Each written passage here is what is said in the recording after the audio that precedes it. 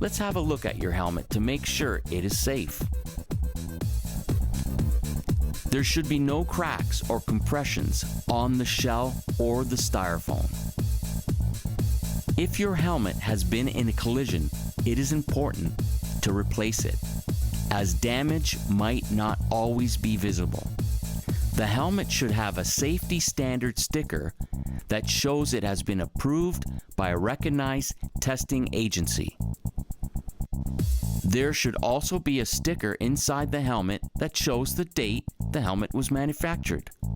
The helmet should have been manufactured within the last 5 years. After 5 years, the styrofoam begins to break down and may not provide the same protection in the event of a collision. After you have checked over your helmet, it's time to try it on. First, check that there are no twists in the helmet straps. Then position the helmet on your head with the chin strap done up. To make sure your helmet fits correctly, we will be following the 2-4-1 helmet fit salute. 2 fingers above your eyebrows should touch the bottom of the helmet. 4 fingers to make a V shape around the bottom of your ears to make sure the side strap adjustments fit correctly just below the ears.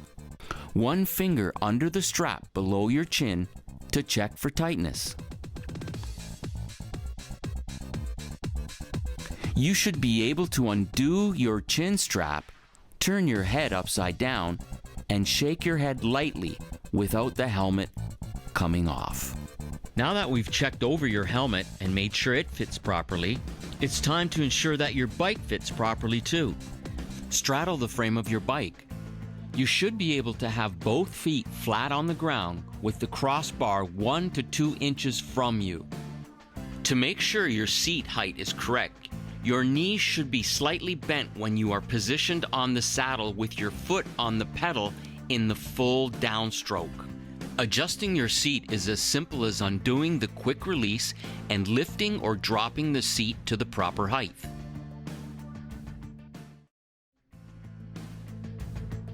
To make sure your handlebars are at the correct height when riding, your hands should be able to rest lightly on the handlebars and your weight should be balanced on the bike.